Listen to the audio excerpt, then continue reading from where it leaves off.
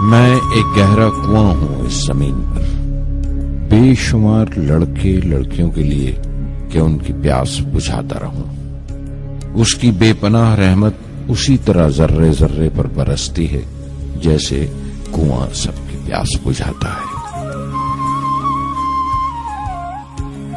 اتنی سی کہانی ہے میری، زین العابدین اور عاشی اماں کے بیٹے کی کہانی، اس لڑکے کی کہانی جو اخباریں بیچ کر اپنے بھائی کی مدد کرتا تھا، اس شاگرد کی کہانی جس کی پرورش شیو سبرمنی آئیر اور ایادورائی سولومن نے کی، اس ودیارتھی کی کہانی جسے پنڈلے ماسٹر نے تعلیم دی، ایم جی کے مینن اور پروفیسر سارا بھائی نے انجینئر کی پہچان دی، جو ناکامیوں اور مشکلوں میں پل کر سائنسدان بنا، اور اس رہنما کی کہانی جس کے ساتھ چلنے والے بے شمار قابل اور ہنرمند لوگوں کی ٹیم تھی۔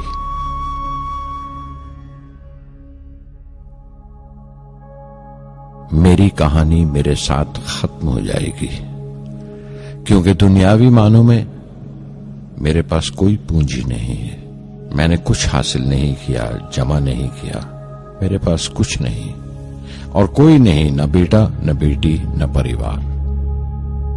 میں دوسروں کے لیے مثال نہیں بننا چاہتا، لیکن شاید کچھ پڑھنے والوں کو پریرنا ملے کہ انتم سکھ روح اور آتما کی تسکین ہے، خدا کی رحمت ان کی وراثت ہے۔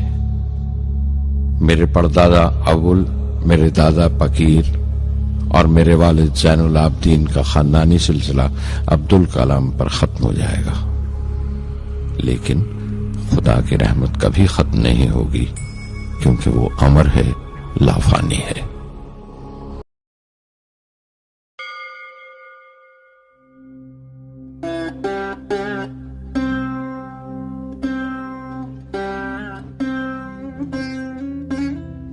میں شہر رامیشورم کے ایک مڈل کلاس تمل خاندان میں پیدا ہوا۔ میرے ابا زین العابدین کے پاس نہ تعلیم تھی نہ دولت، لیکن ان مجبوریوں کے باوجود ایک دانائی تھی ان کے پاس اور حوصلہ تھا، اور میری ماں جیسی مددگار تھی عاشی اماں۔ ان کی کئی اولادوں میں ایک میں بھی تھا، بلند قامت ماں باپ کا ایک چھوٹے سے قد والا معمولی شکل و صورت کا لڑکا۔ اپنے پشتینی مکان میں رہتے تھے ہم، جو کبھی 19ویں صدی میں بنا تھا۔ کافی وسیع اور پکا مکان تھا رامیشورم کی مسجد سٹریٹ میں۔ میرے ابا ہر طرح کے عیش و آرام سے دور رہتے تھے، مگر ضروریات کی تمام چیزیں میسر تھیں۔ سچ تو یہ ہے کہ میرا بچپن بڑا محفوظ تھا، مادی طور پر بھی اور جذباتی طور پر بھی، مٹیریلی اینڈ ایموشنلی۔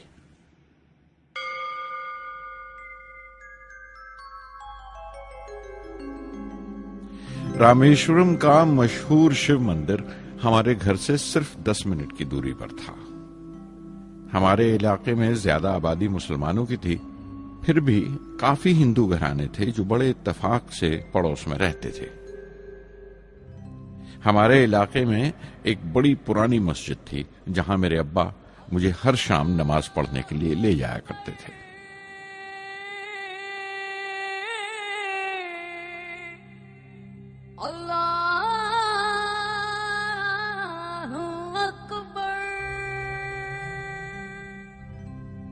رامیشورم مندر کے بڑے پروہت پکشی لکشمن شاستری میرے ابا کے پکے دوست تھے۔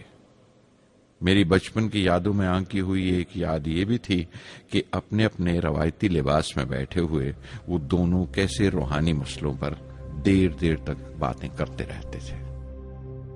میرے ابا مشکل سے مشکل روحانی معاملوں کو بھی تمل کی عام زبان میں بیان کر لیا کرتے تھے۔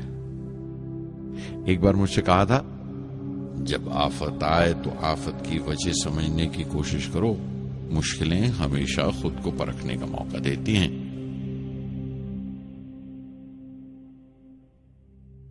میں نے ہمیشہ اپنی سائنس اور ٹیکنالوجی میں ابا کے اصولوں پر چلنے کی کوشش کی ہے۔ میں اس بات پر یقین رکھتا ہوں کہ ہم سے اوپر بھی ایک اعلیٰ طاقت ہے، ایک مہان شکتی ہے جو ہمیں مصیبت، مایوسی اور ناکامیوں سے نکال کر سچائی کے مقام تک پہنچاتی ہے۔ میں قریب 6 برس کا تھا جب ابا نے ایک لکڑی کی کشتی بنانے کا فیصلہ کیا جس میں وہ یاتریوں کو رامیشورم سے دھنش کوڑی کا دورہ کرا سکیں، لے جائیں اور واپس لے آئیں۔ وہ سمندر کے ساحل پر لکڑیاں بچھا کر کشتی کا کام کیا کرتے تھے، ایک اور ہمارے رشتہ دار کے ساتھ، احمد جلال الدین۔ بعد میں ان کا نکاح میری آپا زہرا کے ساتھ ہوا۔ احمد جلال الدین حالانکہ مجھ سے 15 سال بڑے تھے، پھر بھی ہماری دوستی آپس میں جم گئی تھی۔ ہم دونوں ہر شام لمبی سیر کو نکل جایا کرتے تھے۔ مسجد گلی سے نکل کر ہمارا پہلا پڑاؤ شیو مندر ہوا کرتا تھا، جس کے گرد ہم اتنی ہی شردھا سے پریکرما کرتے تھے جس شردھا سے باہر سے آئے ہوئے یاتری۔ جلال الدین زیادہ پڑھ لکھ نہیں سکے ان کے گھر کے حالات کی وجہ سے، لیکن میں جس زمانے کی بات کر رہا ہوں ان دنوں ہمارے علاقے میں صرف وہی ایک شخص تھا جو انگریزی لکھنا جانتا تھا۔ جلال الدین ہمیشہ تعلیم یافتہ پڑھے لکھے لوگوں کے بارے میں باتیں کرتے تھے، سائنس کی ایجاد، میڈیسن اور اس وقت کے لٹریچر کا ذکر کیا کرتے تھے۔ ایک اور شخص جس نے بچپن میں مجھے بہت متاثر کیا وہ میرا کزن تھا، میرا چچیرا بھائی شمس الدین۔ اس کے پاس رامیشورم میں اخباروں کا ٹھیکہ تھا اور سب کام اکیلے ہی کیا کرتا تھا۔ ہر صبح اخبار رامیشورم ریلوے اسٹیشن پر ٹرین سے پہنچتا تھا۔ سن 1939 میں دوسری عالمگیر جنگ شروع ہوئی، دی سیکنڈ ورلڈ وار۔ اس وقت میں 8 سال کا تھا۔ ہندوستان کو اتحادی فوجوں کے ساتھ شامل ہونا پڑا اور ایک ایمرجنسی کیسے حالات پیدا ہو گئے تھے۔ سب سے پہلی درگھٹنا یہ ہوئی کہ رامیشورم اسٹیشن پر آنے والی ٹرین کا رکنا کینسل کر دیا گیا اور اخباروں کا گٹھا اب رامیشورم اور دھنش کوڑی کے بیچ سے گزرنے والی سڑک پر چلتی ٹرین سے پھینک دیا جاتا۔ شمس الدین کو مجبوراً ایک مددگار رکھنا پڑا جو اخباروں کے گٹھے سڑک سے جمع کر سکے۔ وہ موقع مجھے ملا اور شمس الدین میری پہلی آمدنی کی وجہ بنا۔ ہر بچہ جو پیدا ہوتا ہے وہ کچھ سماجی اور آرتھک حالات سے ضرور اثر انداز ہوتا ہے اور کچھ اپنے جذباتی ماحول سے بھی۔ اسی طرح اس کی تربیت ہوتی ہے۔ مجھے دیانتداری اور سیلف ڈسپلن اپنے ابا سے وراثت میں ملا تھا اور ماں سے اچھائی پر یقین کرنا اور رحم دلی۔ لیکن جلال الدین اور شمس الدین کی صحبت سے جو اثر مجھ پر پڑا اس سے صرف میرا بچپن ہی محض الگ نہیں ہوا بلکہ آئندہ زندگی پر بھی اس کا بہت بڑا اثر پڑا۔ جنگ ختم ہو گئی اور ہندوستان کی آزادی بالکل یقینی ہو گئی۔ میں نے ابا سے رامیشورم چھوڑنے کی اجازت چاہی۔ میں ڈسٹرکٹ ہیڈ کوارٹرز رامناتھ پورم جا کر پڑھنا چاہتا تھا۔ شمس الدین اور جلال الدین میرے ساتھ رامناتھ پورم تک گئے مجھے شوارٹز ہائی اسکول میں داخل کرانے کے لیے۔ جانے کیوں وہ نیا ماحول مجھے راس نہیں آیا۔ رامناتھ پورم بڑا مصروف شہر تھا اور قریب 50,000 کی آبادی تھی، لیکن رامیشورم کا سکون اور اطمینان کہیں نہیں تھا۔ گھر بہت یاد آتا تھا اور گھر لوٹنے کا کوئی موقع میں چھوڑتا نہیں تھا۔ شوارٹز ہائی اسکول میں داخل ہونے کے بعد ایک 15 سالہ لڑکے کے تمام شوق جو ہو سکتے تھے میرے اندر جاگ اٹھے۔ میرے ٹیچر ایا دورائی سولومن بہترین رہبر تھے، گائیڈ، اس نوجوان ذہن کے لیے جس کے سامنے زندگی کی بے شمار ممکنات کھلنے والی تھی۔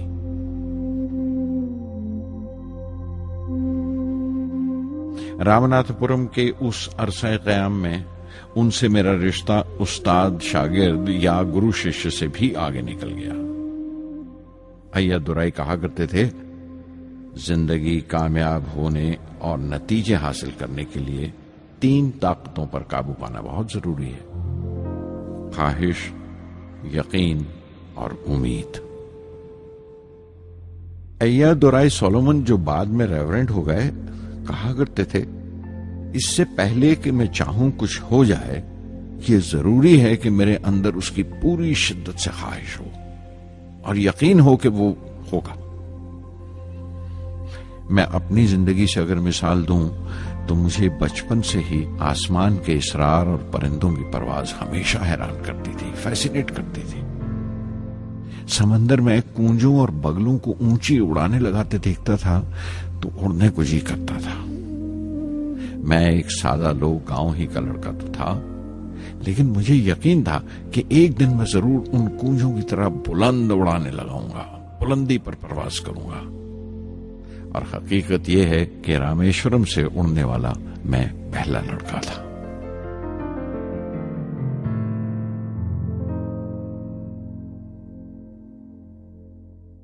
شوارٹز اسکول میں تعلیم ختم کرتے کرتے میرے اندر خود اعتمادی بس چکی تھی اور مجھے یقین تھا کہ میں ضرور کامیابی حاصل کروں گا۔ میں تعلیم آگے جاری رکھوں گا، اس میں کوئی دوسرا خیال نہیں تھا۔ سن 1950 میں انٹرمیڈیٹ پڑھنے کے لیے سینٹ جوزف کالج ٹریچی میں داخل ہو گیا۔ جب بی ایس سی ڈگری کے لیے میں نے سینٹ جوزف کالج میں داخلہ لیا تو ہائر ایجوکیشن کے معنی صرف اتنے ہی جانتا تھا۔ یہ نہیں جانتا تھا کہ ہائر ایجوکیشن کے لیے کچھ اور بھی ہو سکتا ہے، نہ یہ جانتا تھا کہ سائنس پڑھ کے فیوچر کے لیے اور کیا موقع حاصل ہو سکتے ہیں۔ بی ایس سی پاس کرنے کے بعد ہی جان پایا کہ فزکس میرا سبجیکٹ نہیں تھا۔ اپنے خواب کو پورا کرنے کے لیے مجھے انجینئرنگ میں جانا چاہیے تھا۔ پتہ نہیں کیوں کچھ لوگوں کا ایسا خیال ہے کہ سائنس آدمی کو خدا سے منکر کر دیتی ہے، لیکن میرے لیے تو سائنس اعتماد، وشواس اور روحانی تسکین کی وجہ رہی ہے۔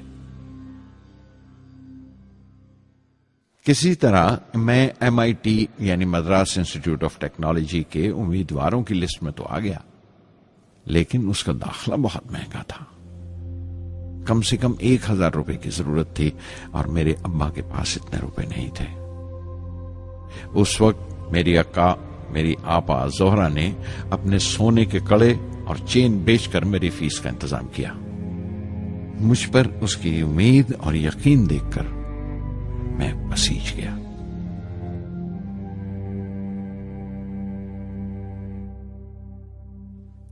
MIT میں سب سے زیادہ مزہ آیا۔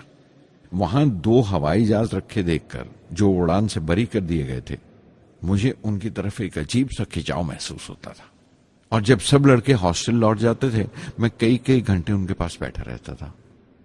فرسٹ ایئر مکمل کرنے کے بعد جب مجھے اپنے زیادہ خصوصی مضمون چننا تھے، یعنی اپنی اسپیشل برانچ کا چناؤ کرنا تھا، تو میں نے فورن ایروناٹیکل انجینئرنگ کا چناؤ کر لیا۔ MIT کی تعلیم کے دوران مجھے 3 ٹیچرز نے بہت متاثر کیا: professor Sponder, professor KAV Pandalai, professor Narasingha Rao. Professor Sponder technical aerodynamics سکھاتے تھے۔ ایروناٹیکل انجینئرنگ میں داخلے سے پہلے میں نے ان سے صلاح لی تھی۔ انہوں نے سمجھایا تھا کہ مجھے مستقبل کا فیصلہ کرنے سے پہلے مستقبل کی ممکنات کے بارے میں نہیں سوچنا چاہیے، بلکہ سوچنا چاہیے ایک اچھی بنیاد کے لیے اور اپنے رجحان اور اشتیاق کے بارے میں کہ اس میں کتنی شدت ہے، میرے ایپٹیچیوڈز اور ایسپریشن میں کتنی انٹینسٹی ہے۔ میں خود بھی ہونے والے انجینئرنگ اسٹوڈنٹس سے کہنا چاہتا ہوں کہ جب وہ اپنا اسپیشلائزیشن کا چناؤ کریں تو یہ دیکھیں کہ ان میں کتنا شوق ہے، کتنا اتساہ ہے اور لگن ہے اس شعبے میں جانے کے لیے۔ پروفیسر KAV پنڈلے نے مجھے ایرو اسٹرکچر ڈیزائن سکھایا اور اس کا تجزیہ بھی، وشلیشن، انالیسس بھی۔ وہ بڑے خوش دل اور دوست ٹیچر تھے اور ہر سال کوئی نہ کوئی نیا طریقہ، نیا نظریہ لے کر آتے تھے کورس میں۔ پروفیسر نرسنگ راؤ میتھمیٹیشین تھے، وہ ایرو ڈائنامکس کی تھیوری سکھایا کرتے تھے۔ ان کی کلاس میں داخل ہو کر مجھے میتھمیٹیکل فزکس باقی تمام سبجیکٹس سے زیادہ اچھا لگنے لگا۔ MIT سے میں بنگلور کے ہندوستان ایروناٹکس لمیٹڈ HAL میں بطور ٹرینی داخل ہو گیا۔ HAL سے جب میں ایروناٹیکل انجینئرنگ گریجویٹ بن کر نکلا تو زندگی نے 2 موقع میرے سامنے کھڑے کر دیے اور دونوں میری پرواز کے دیرینہ خواب پورے کر سکتے تھے۔ ایک موقع تھا ایئر فورس کا، دوسرا منسٹری آف ڈیفنس میں directorate of technical development and production کا۔ میں نے دونوں میں عرضی بھیج دی اور بیک وقت دونوں سے انٹرویو کا بلاوا آ گیا۔ ایئر فورس کے لیے مجھے دہرادون بلایا گیا تھا اور ڈیفنس کے لیے دہلی۔ میرے دونوں مقام 2000 کلومیٹر کے فاصلے پر تھے۔ یہ پہلا موقع تھا میرا اپنے وسیع اور وراٹ وطن کو دیکھنے کا۔ کھڑکی پر بیٹھا میں اس دیش کی سرزمین کو پاؤں تلے سے بہتا ہوا دیکھ رہا تھا۔ حیران تھا کہ اتر کی طرف سفر کرتے ہوئے ایک ہی ملک کا لینڈسکیپ کیسے بدلتا چلا جاتا ہے۔ میں 1 ہفتہ دہلی میں ٹھہرا، ڈیفنس منسٹری کا انٹرویو دیا۔ انٹرویو اچھا ہوا تھا۔ وہاں سے میں دہرادون گیا ایئر فورس سلیکشن بورڈ کے انٹرویو کے لیے۔ 25 امیدواروں میں 9ویں نمبر پر آیا۔ میرا دل بیٹھ گیا، بہت مایوس ہوا اور کئی دن تک افسوس رہا کہ ایئر فورس میں جانے کا موقع میرے ہاتھ سے نکل گیا۔ میں رشی کیش چلا گیا، دل پر یہ بوجھ لے کر کہ آنے والے دن بڑے سخت ہوں گے۔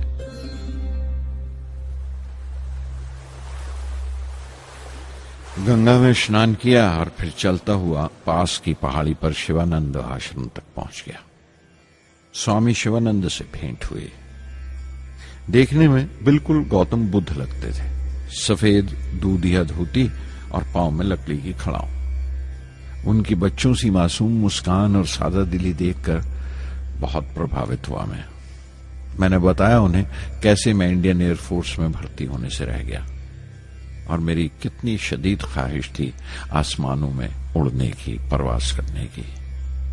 وہ مسکرا دیے اور بولے، خواہش اگر دل و جان سے نکلی ہو، وہ پوتر ہو اور اس میں شدت ہو تو اس میں کمال کی ایک الیکٹرو میگنیٹک انرجی ہوتی ہے، ایک برقی مقناطیسی طاقت ہوتی ہے۔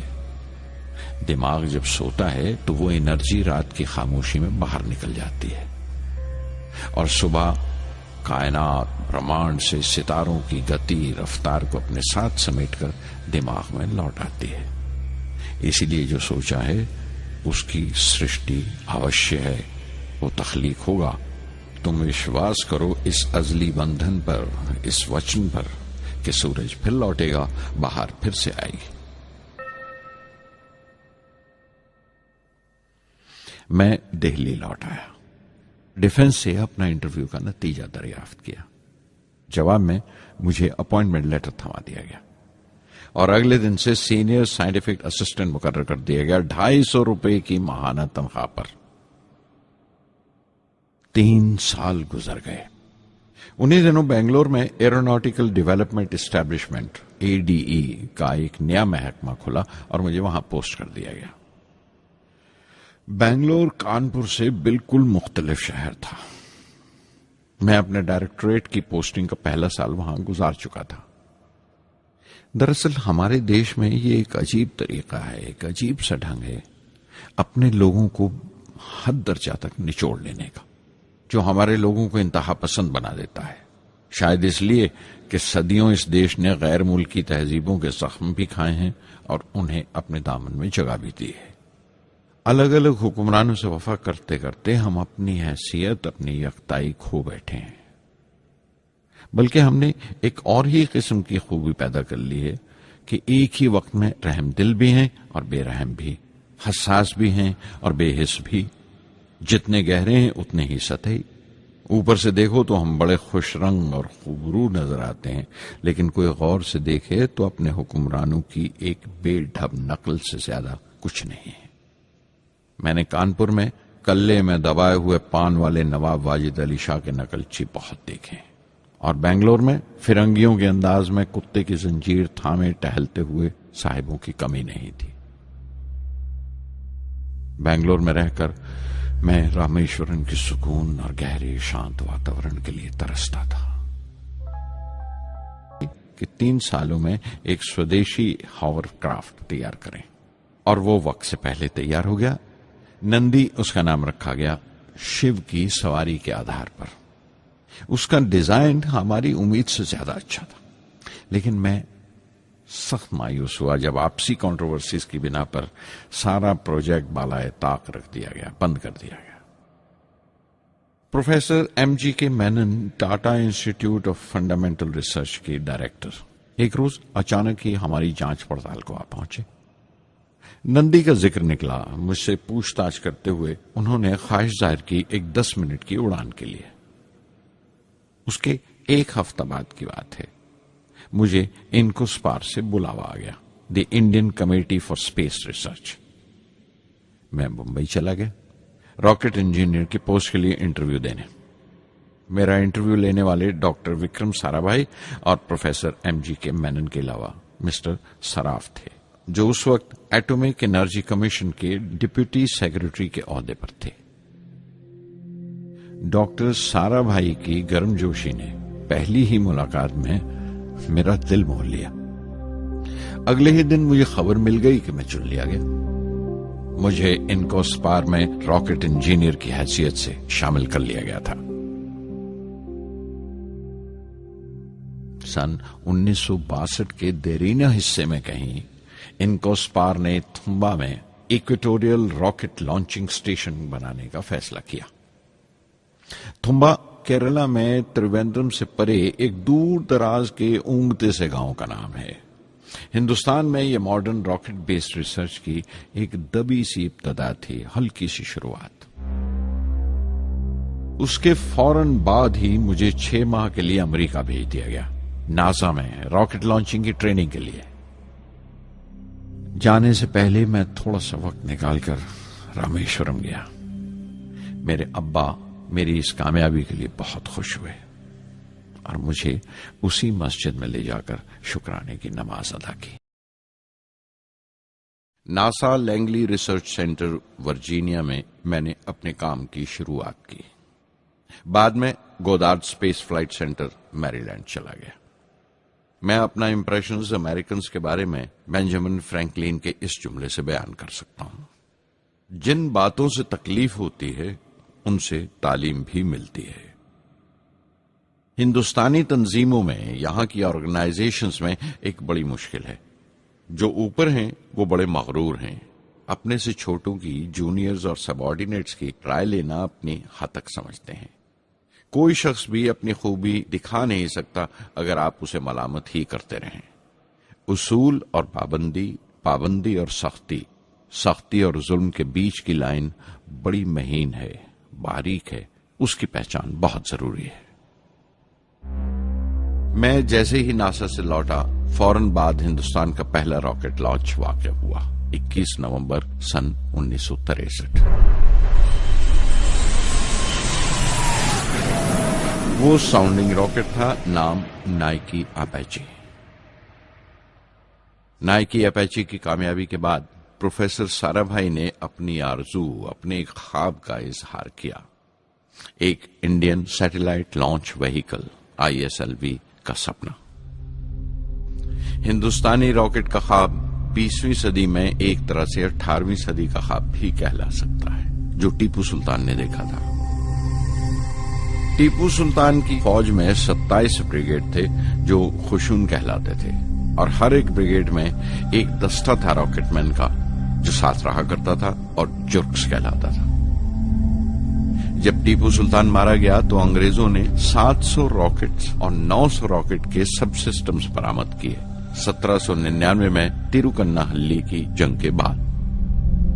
وہ راکٹس ولیم کانگریو نے انگلینڈ بھیجوا دیے جانچ پڑتال کے لیے، اس کی تکنیک سمجھنے کے لیے، جسے آج کی سائنسی زبان میں ہم ریورس انجینئرنگ کہتے ہیں۔ ٹیپو سلطان کی موت کے ساتھ اس خواب کی بھی موت ہو گئی، کم سے کم 150 سال کے لیے۔ पंडित जवाहरलाल नेहरू की बदौलत वो रॉकेटरी का ख्वाब एक बार फिर हिंदुस्तान में जिंदा हुआ।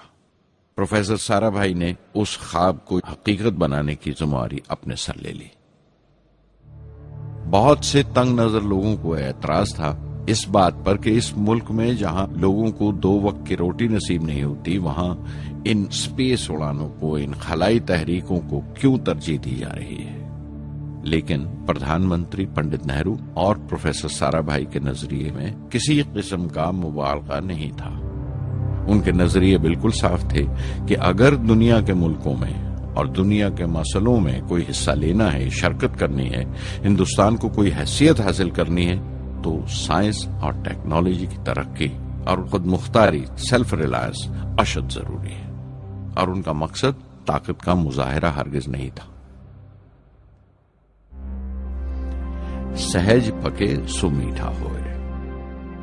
थुम्बा में 2 रॉकेट सहज पके मगर कामयाब हुए, एक रोहिणी, दूसरा मेनका। अगला साल लगा ही था जब प्रोफेसर साराभाई ने मुझे दिल्ली बुला भेजा।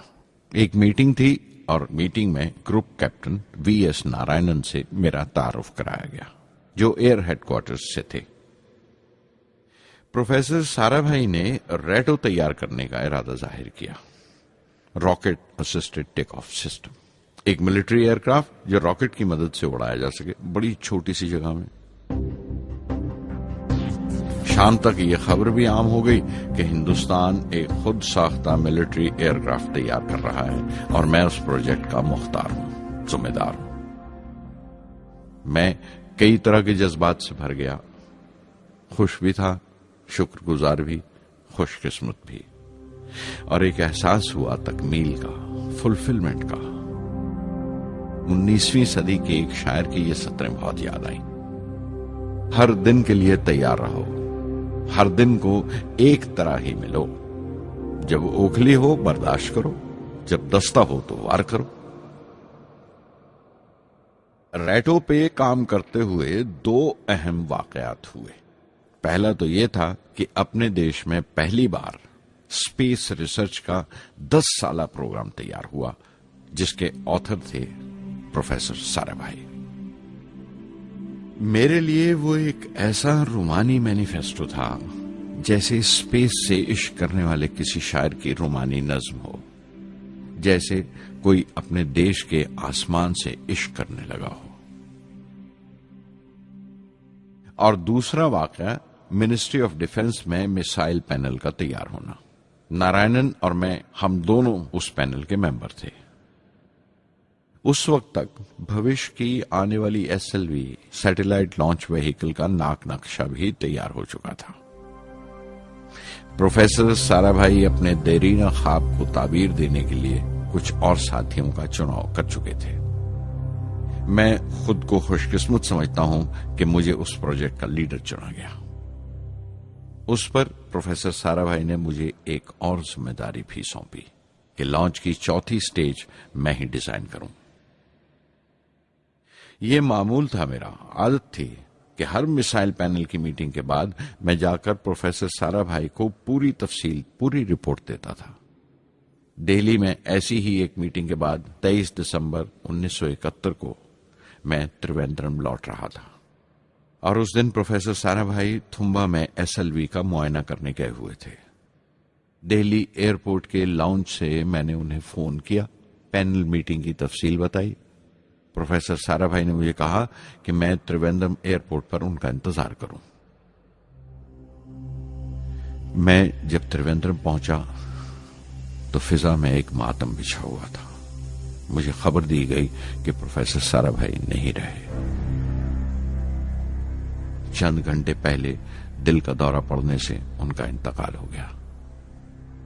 मैं थर्रा के रह गया। चंद घंटे पहले ही तो मैंने उनसे बात की थी। मेरे लिए वो बहुत बड़ा सदमा था। प्रोफेसर साराभाई मेरी नजर में इंडियन साइंस के राष्ट्रपिता हैं, जैसे राष्ट्र के पिता महात्मा गांधी हैं। उन्होंने अपनी टीम से रहनुमा पैदा किए और खुद अपने अमल से उनके लिए मिसाल साबित हुए। کچھ عرصہ پروفیسر ایم جی کے مینن نے اسپیس ریسرچ کا کام سنبھالا. بالآخر پروفیسر ستیش دھون کو Indian space research organisation ISRO کی ذمہ داری سونپ دی گئی. تھمبا کا پورا کمپلیکس ایک بڑے پیمانے پر اسپیس سینٹر بنا دیا گیا اور وکرم سارا بھائی اسپیس سینٹر VSSC کا نام دیا گیا. جس نے وہ سینٹر قائم کیا تھا اسی کے نام سے اس جگہ کی شردھانجلی پیش کی گئی. مشہور میٹلرجسٹ ڈاکٹر برہم پرکاش VSSC کے پہلے ڈائریکٹر مقرر ہوئے.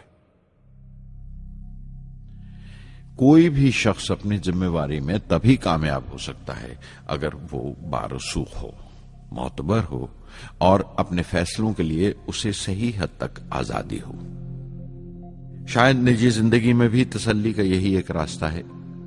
آزادی اور ذمہ داری ایک ساتھ ہو تبھی وہ تسکین اور خوشی کا باعث ہو سکتی ہے. اور ذاتی آزادی حاصل کرنے کے لیے میں 2 راستے تجویز کر سکتا تھا جو میں نے اختیار کیے. پہلا تو یہ کہ اپنی تعلیم اور تربیت کو بڑھاوا دو. علم، نالج بڑا کارآمد ہتھیار ہے، بہت کام آتا ہے. علم جتنا زیادہ ہوگا اتنی زیادہ آزادی کے حقدار ہوگے. علم وہ پونجی ہے جو کوئی چھین نہیں سکتا. ٹیم کی رہنمائی تبھی ممکن ہے اگر آپ کی جانکاری مکمل ہو، اپ ٹو ڈیٹ ہو. کامیاب رہنما بننے کے لیے ضروری ہے کہ دن کا کام جب ختم ہو آپ پچھلے کام کا جائزہ لیں، اگلے دن کے کام کی تیاری کریں. دوسرا طریقہ یہ ہے کہ اپنے کام کو اپنا فخر سمجھیں، گرو سمجھیں، اور ضروری ہے کہ اپنے اندر کی شکتی کی صحیح جانکاری ہو. جو کرو اس پر یقین رکھو، یا جس پر یقین ہو وہی کرو، ورنہ دوسروں کے ایمان کا شکار بنتے رہو گے. SLV پروجیکٹ کے پہلے 3 سالوں میں سائنس کے بہت سے نئے اسرار کھلے اور آہستہ آہستہ سائنس اور ٹیکنالوجی کا فرق سمجھ آنے لگا. ریسرچ اور عمل، ڈیولپمنٹ کا فاصلہ پتہ چلنے لگا. کسی بھی ایجاد میں غلطیاں ہونا لازمی ہے، لیکن ہر غلطی کامیابی کی طرف ایک اور قدم اٹھاتی ہے، ایک اور سیڑھی بن جاتی ہے. کسی بھی تخلیق کی طرح SLV3 کی تخلیق بھی کئی دردناک لمحوں سے گزری. ایک روز جب میں اور میرے تمام ساتھی اپنے کاموں میں پوری طرح ڈوبے ہوئے تھے، میرے گھر سے ایک موت کی اطلاع پہنچی. میرے دوست اور ہمدرد میرے بہنوئی جلال الدین کا انتقال ہو گیا تھا. کچھ دیر کے لیے تو میں سن ہو کر رہ گیا. میری آنکھوں میں اندھیرا چھا گیا. تھوڑی دیر بعد جب اپنے چوگردے کا احساس ہوا تو محسوس کیا جیسے میری ہستی کا ایک حصہ مر گیا تھا. رات کی رات بسوں میں سفر کرتا ہوا اگلی صبح میں رامیشورم پہنچا. زہرا کو کیا تسلی دیتا اور کیا صبر دیتا اپنی بھانجی محبوبہ کو جو رو رو کر ہلکان ہو رہی تھی. میری آنکھوں کے سوتے پہلے ہی سوکھ چکے تھے. تھمبا لوٹ کر بہت دنوں تک سارا کام کاج، ساری مصروفیت بے معنی لگنے لگی. بہت دنوں تک بہت ملال لگا، سب بے معنی لگتا تھا. پروفیسر دھون دیر دیر تک حوصلہ دیتے تھے. کہتے SLV پر جیسے جیسے کام آگے بڑھے گا مجھے صبر محسوس ہوگا اور یہ مایوسی کم ہوتے ہوتے گزر جائے گی. 1976 میں میرے ابا زین العابدین 102 سال کی عمر میں وہیں رامیشورم میں انتقال فرما گئے. 15 پودے پوتیاں چھوڑ کر گئے تھے پیچھے اور ایک پڑ پوتا. دنیاوی طور پر وہ صرف ایک اور بزرگ کی موت تھی. کوئی بڑا ماتم نہیں ہوا، جھنڈا نہیں اتارا گیا، نہ اخباروں نے سیاہ حاشیے دیے، نہ سیاستدان تھے وہ، نہ ودوان کوئی، نہ کوئی بڑے سرمایہ دار. ایک سیدھے سادے انسان تھے، فرشتہ صفت، اور ہر اس بات کی وجہ تھے جو دانائی اور پارسائی کی راہ دکھاتی ہے.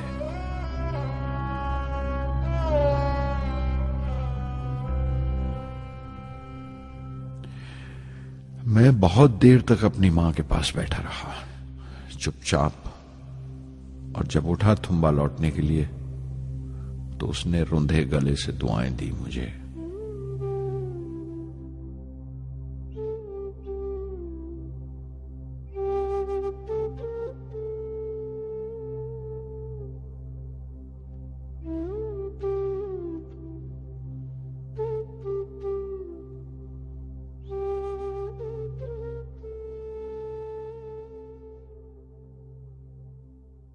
SLV-3 اپوجی راکٹ جو فرانس سے اڑائی جانے والی تھی اچانک کچھ مشکلوں کا شکار ہو گئی۔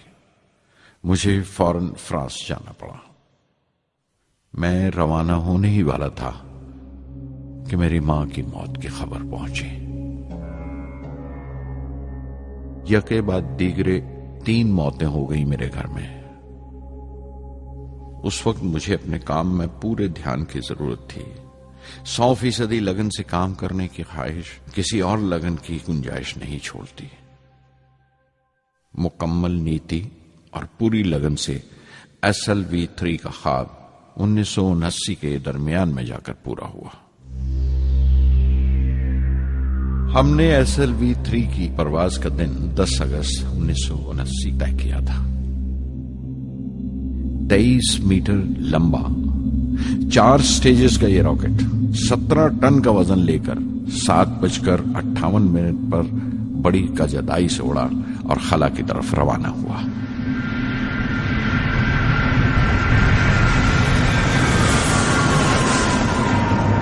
پہلی سٹیج ہر طرح سے پختہ نکلی اور بڑے آرام سے راکٹ دوسری سٹیج میں داخل ہو گیا۔ ہم سب دم بخود رہ گئے، سانس روکے بیٹھے تھے۔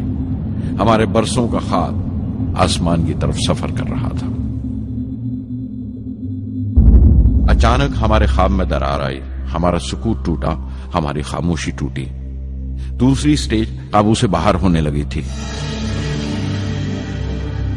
317 سیکنڈ کے بعد پرواز ٹوٹ گئی۔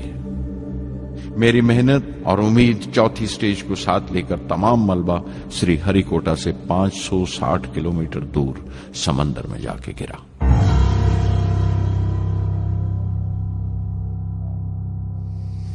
اس حادثے سے ہم سب کو سخت صدمہ پہنچا۔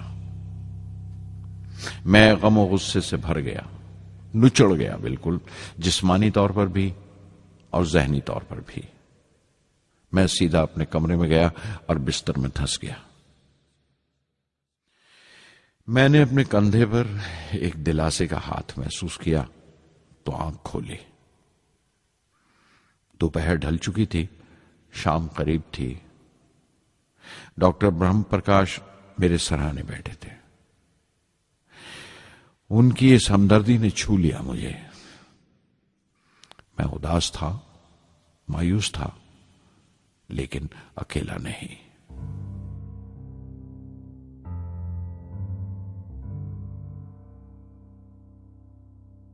ہر شخص تکنیکی جمع تفریق اور بحث مباحثے کے بعد مطمئن ہو چکا تھا، سنتشٹ ہو چکا تھا، لیکن مجھے اطمینان نہ آیا اور مسلسل بے چین رہا۔ میں بے ساختہ کھڑا ہو گیا اور اعتراف کیا پروفیسر دھون کے سامنے، سر، میرے ساتھیوں کو ناکامیابی کی وجہ دریافت ہو جانے سے اطمینان ہو گیا، لیکن میں اسے کافی نہیں سمجھتا۔ اس مشن کے ڈائریکٹر کی حیثیت سے اس غلطی کو بھی میں اپنی ذمہ داری سمجھتا ہوں۔ SLV-3 کی ناکامیابی کی ذمہ داری میری ہے۔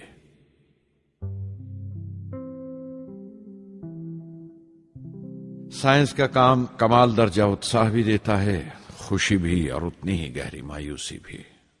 اس طرح کے واقعات سوچ سوچ کر میں دل کو ڈھارس دیتا رہا۔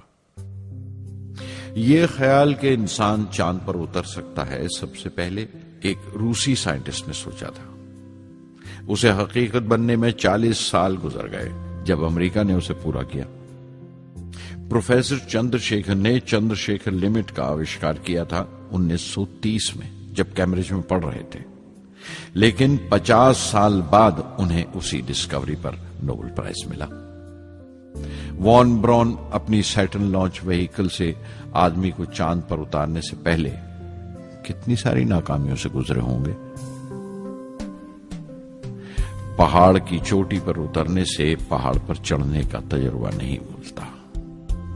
जिंदगी पहाड़ की चढ़ानों पर मिलती है, चोटी पर नहीं। चढ़ानों पर ही तजुर्बे मिलते हैं और जिंदगी मंचती है और टेक्नोलॉजी तरक्की करती है। चोटी पर पहुंचने की कोशिश ही में चढ़ानों का इल्म हासिल होता है। मैं एक एक कदम चलता रहा, चढ़ता रहा चोटी की तरफ।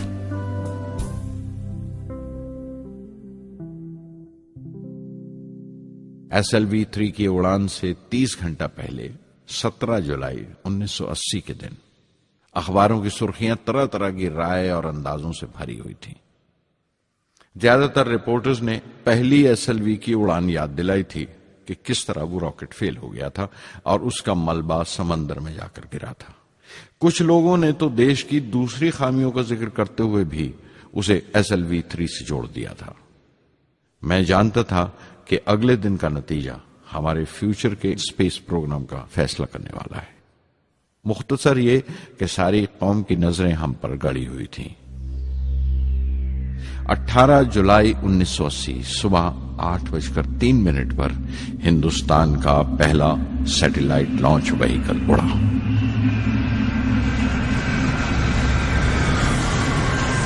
मैंने रोहिणी सैटेलाइट का तमाम डेटा कंप्यूटर पर जांचा। अगले 2 मिनट के अंदर अंदर रोहिणी अंतरिक्ष में था। उस तमाम शोरगुल के बीच में मैंने अपनी जिंदगी के सबसे अहम अल्फाज अदा किए। मैं मिशन डायरेक्टर बोल रहा हूं, एक जरूरी खबर सुनने को तैयार रहो। चौथी स्टेज कामयाबी के साथ रोहिणी सैटेलाइट को लेकर अंतरिक्ष में दाखिल कर रही है। मैं ब्लॉक से बाहर आया तो मेरे साथियों ने मुझे कंधों पर उठा लिया और नारे लगाते हुए जुलूस निकाला। सारी कौम में एक जोश की लहर दौड़ गई।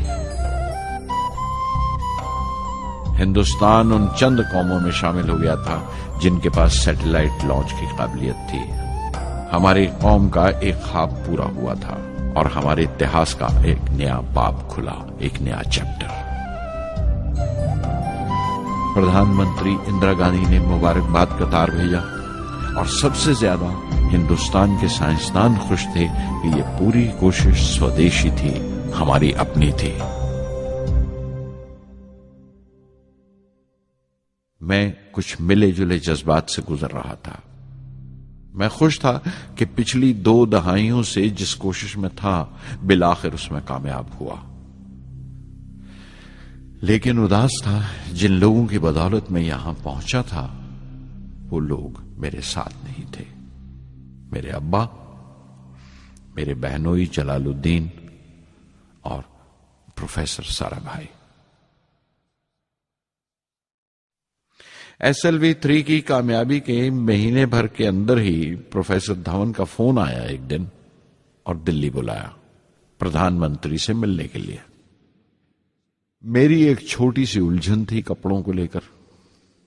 हमेशा से बड़े आमियाना से कपड़े पहनता हूं और पांव में चप्पल या स्लीपर कह लो। प्रधानमंत्री को मिलने जैसा वो लिबास नहीं था, मेरे लिए नहीं, उनके एहतराम के लिए। सुना तो प्रोफेसर धवन बोले, कपड़ों की फिक्र मत करो, तुमने जो शानदार कामयाबी पहन रखी है वो काफी है। रिपब्लिक डे 1981 मेरे लिए एक बड़ी खुशखबरी लेकर आया कि मुझे पद्म भूषण से नवाजा गया है। मैंने अपने कमरे को बिस्मिल्लाह खां की शहनाई से भर लिया। शहनाई की गूंज मुझे कहीं और ही ले गई। मैं रामेश्वरम पहुंच गया, मां के गले लगा। अब्बा ने मेरे बालों को उंगलियों से सहलाया और मेरा दोस्त, मेरा रफीक जलालुद्दीन मस्जिद गली में जमा हुए लोगों में मेरे इनाम का ऐलान कर रहा था। मेरी बहन जोहरा ने मीठा बनाया घर में। पक्षी लक्ष्मण शास्त्री ने मेरे माथे पर तिलक लगाया। फादर सोलोमन ने मेरे हाथ में सलीब देकर दुआ पढ़ी और प्रोफेसर साराभाई को देखा। उनके चेहरे पर मुस्कुराहट थी, फख्र था। जो पौधा वो लगाकर गए थे अब पूरा पेड़ बन चुका था, जिसके फल हिंदुस्तान की आवाम तक पहुंच रहे थे। 1 जून 1982 में मैंने defence research and development laboratory DRDL की जिम्मेवारी संभाल ली। उस वक्त के defence minister Shri R Venkataraman ने जब मशवरा दिया कि बजाय दर्जा बदर्जा मिसाइल तैयार करने के हमें मुकम्मल अपनी मिसाइल तैयार करने का प्रोग्राम बनाना चाहिए, तो हमें अपने कानों पर यकीन नहीं आया और देखते देखते ही वो प्रोजेक्ट एक मुकम्मल मिसाइल का प्रोग्राम बन गया, जिसके नतीजे आइंदा बहुत दूर तक पहुंचे। हर एक प्रोजेक्ट का नाम हिंदुस्तान की खुद मुख्तारी, सेल्फ रिलायंस का सबूत था।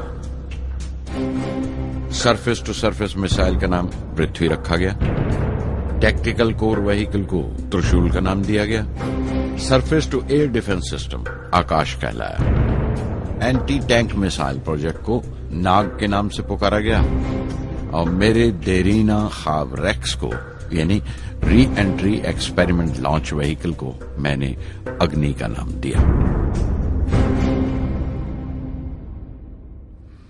मिसाइल टेक्नोलॉजी का हुनर दुनिया की कुछ चुनी हुई कौमों के पास ही था। वो बड़े ताज्जुब से हमारी तरफ देख रहे थे कि हम क्या करने जा रहे हैं और कैसे करेंगे। हम एक मीटिंग में बैठे हुए अपने मकसद को पूरा करने के लिए 1984 की निशानदेही कर रहे थे जब डॉक्टर ब्रह्म प्रकाश की मौत की खबर आई। मेरे लिए वो एक और सदमा था। पहली SLV की नाकामी के वक्त जिस तरह उन्होंने ढारस दी थी मुझे, वो याद करके मैं और ज्यादा गमगीन हो गया।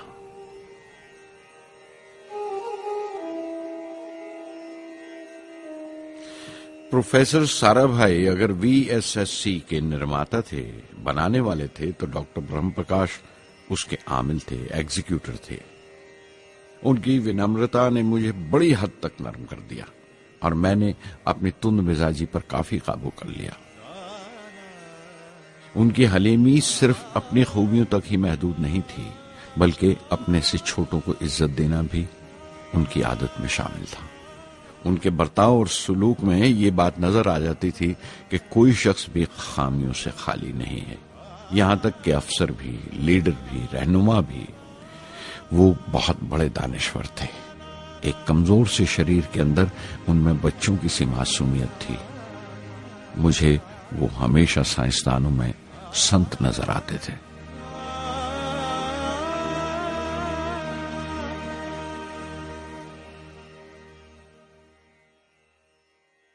पृथ्वी का काम अपनी तकमील को पहुंच रहा था जब हम 1988 में दाखिल हुए। 25 फरवरी 1988 सुबह 11:23 पर पृथ्वी की पहली परवाज वाक़ हुई। हमारे मुल्क में वो एक ऐतिहासिक मौका था। पृथ्वी सिर्फ एक सरफेस टू सरफेस मिसाइल ही नहीं, बल्कि आइंदा आने वाली तमाम किस्म की मिसाइल का बुनियादी नक्शा भी था, फ्यूचर का मॉड्यूल था वो। पृथ्वी ने हमारे आस पड़ोस के मुल्कों को दहला दिया। मगरबी यानी वेस्टर्न मुल्कों को पहले तो हैरत हुई, फिर गुस्से का इजहार किया और पाबंदी लगा दी इंडिया के लिए कि वो ऐसी कोई चीज बाहर के मुल्कों से न खरीद सकें जो उनके मिसाइल प्रोग्राम में इस्तेमाल हो सकती हो या काम आ सकती हो। मिसाइल की इजाद में हिंदुस्तान की खुद मुख्तारी ने दुनिया के तमाम तरक्की याफ्ता मुल्कों को परेशान कर दिया। अग्नि की टीम में 500 से ज्यादा साइंसदान शामिल थे। अग्नि की परवाज 20 अप्रैल 1999 तय पाई थी। लॉन्च की तमाम तैयारियां मुकम्मल हो चुकी थीं और हिफाजत के लिए यह फैसला किया गया था कि लॉन्च के वक्त आसपास के तमाम गांव खाली करा दिए जाएं। अखबारात और दूसरी मीडिया ने इस बात को बहुत उछाला। 20 अप्रैल पहुंचते पहुंचते तमाम मुल्क की नजरें हम पर टिकी हुई थीं। दूसरे मुल्कों का दबाव बढ़ रहा था कि हम इस तजुर्बे को मुलतवी कर दें या खारिज कर दें, लेकिन सरकार मजबूत दीवार की तरह हमारे पीछे खड़ी रही और किसी तरह हमें पीछे नहीं हटने दिया। परवाज से सिर्फ 14 सेकंड्स पहले हमें कंप्यूटर ने रुकने का इशारा किया کسی ایک پرزے میں کوئی خامی تھی، وہ فوراً ٹھیک کر دی گئی، لیکن اسی وقت ڈاؤن رینج اسٹیشن نے رکنے کا حکم دیا۔ چند سیکنڈز میں کئی رکاوٹیں سامنے آ گئیں اور پرواز ملتوی کر دی گئی۔ اخبارات نے آستینیں چڑھا لیں، ہر بیان نے اپنی اپنی طرح کی وجوہات نکال لی۔ کارٹونسٹ سدھیر دار نے ایک کارٹون شائع کیا جس میں ایک خریدار کچھ سامان دکاندار کو واپس کرتے ہوئے کہہ رہا تھا، اگنی کی طرح وہ بھی نہیں چلی۔ ایک کارٹون میں دکھایا گیا کہ سائنسدان کہہ رہا ہے، سب ٹھیک تھا، سوئچ بٹن نہیں چلا۔ ہندوستان ٹائمز کے کارٹون میں ایک نیتا رپورٹر کو سمجھا رہا ہے، ڈرنے کی کوئی بات نہیں، یہ بڑی امن پسند اہنساواد کی مثال ہے، اس سے کوئی مرے گا نہیں۔ قریب 10 روز دن رات کام چلا مثال کی درستی پر، اور آخرکار سائنسدانوں نے ایک نئی تاریخ طے کی اگنی کی پرواز کے لیے۔ مگر پھر وہی ہوا، 10 سیکنڈ پہلے کمپیوٹر نے رکاوٹ کا اشارہ کیا، پتہ چلا ایک پرزہ کام نہیں کر رہا ہے۔ پرواز پھر ملتوی کر دی گئی۔ ایسی بات کسی بھی سائنسی تجربے میں ہو جانا عام بات ہے، غیر ملکوں میں بھی بہت بار ہوتا ہے، لیکن امید سے بھری ہوئی قوم ہماری مشکلیں سمجھنے کو تیار نہیں تھی۔ ہندو اخبار میں کیشو کا ایک کارٹون چھپا جس میں ایک دیہاتی کچھ نوٹ گنتے ہوئے کہہ رہا تھا، میسائل کے وقت گاؤں سے ہٹ جانے کا معاوضہ ملا ہے، 2-4 بار اور یہ تجربہ ملتوی ہوا تو میں پکا گھر بنوا لوں گا۔ امول بٹر والوں نے اپنے ہورڈنگ پر لکھا، اگنی کو ایندھن کے لیے ہمارے بٹر کی ضرورت ہے۔ اگنی کی مرمت کا کام جاری رہا۔ آخرکار ایک بار پھر 22 مئی کی تاریخ اگنی کی پرواز کے لیے طے پائی۔ اس کی پچھلی رات ڈاکٹر اروناچلم، جنرل کے این سنگھ اور میں ڈیفنس منسٹر کے سی پنت کے ساتھ چہل قدمی کر رہے تھے۔ پورے چاند کی رات تھی، ہائی ٹائیڈ کا وقت تھا اور لہریں گرج گرج کر خدا کی عظمت کا نام لے رہی تھی۔ کل اگنی کی پرواز کامیاب ہوگی یا نہیں، بار بار یہی سوال ہمارے دماغ میں گونج رہا تھا۔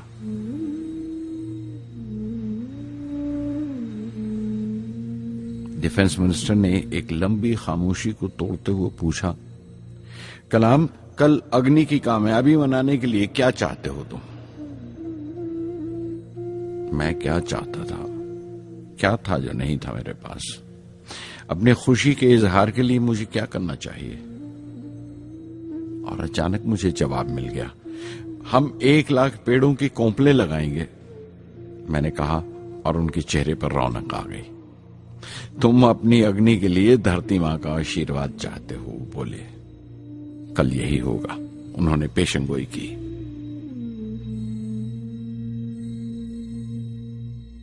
اگلے دن صبح 7:10 پر اگنی لانچ ہوئی۔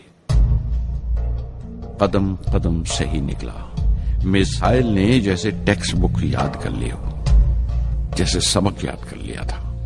ہر سوال کا صحیح جواب مل رہا تھا۔ لگتا تھا ایک لمبے خوفناک خواب کے بعد ایک خوبصورت صبح نے آنکھ کھولی ہے۔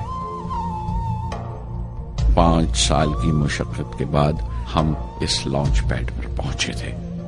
اس کے پیچھے 5 لمبے سالوں کی ناکامیابی، کوششیں اور امتحان کھڑے تھے۔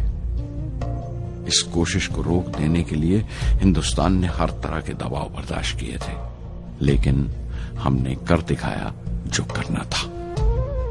میری زندگی کا سب سے قیمتی لمحہ تھا وہ مٹھی بھر سیکنڈز، 600 سیکنڈ کی وہ پرواز جس نے ہماری برسوں کی تھکان دور کر دی، برسوں کی محنت کو کامیابی کا تلک لگایا۔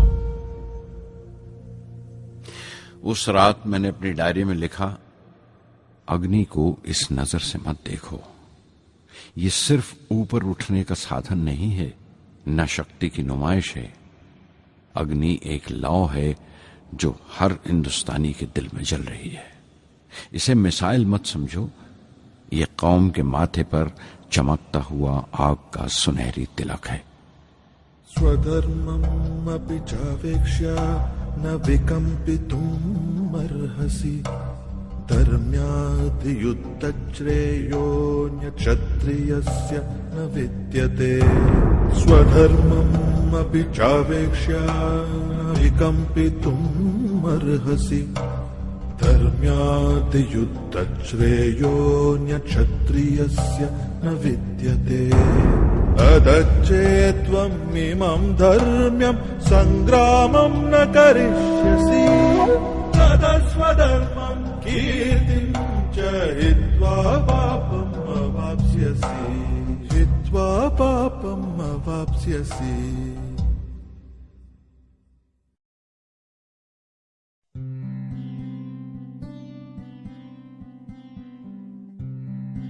उन्नीस 1990 के रिपब्लिक डे पर देश ने मिसाइल प्रोग्राम की कामयाबी का जश्न मनाया। मुझे पद्म विभूषण से नवाजा गया और डॉक्टर अरुणाचलम को भी। 10 साल पहले पद्म भूषण की यादें एक बार फिर हरी हो गईं। रहन सहन मेरा अब भी वैसा ही था जैसा तब था। 10 बाय 12 का एक कमरा किताबों से भरा हुआ और कुछ जरूरत का फर्नीचर जो किराए पर लिया था। फर्क इतना ही था कि तब यह कमरा त्रिवेंद्रम में था, अब हैदराबाद में। वेटर मेरा नाश्ता लेकर आया, इडली और छाछ, और आंखों में एक खामोश मुस्कुराहट मुबारकबाद की। मैं अपने हमवतनों की इस नवाजिश से छलक गया।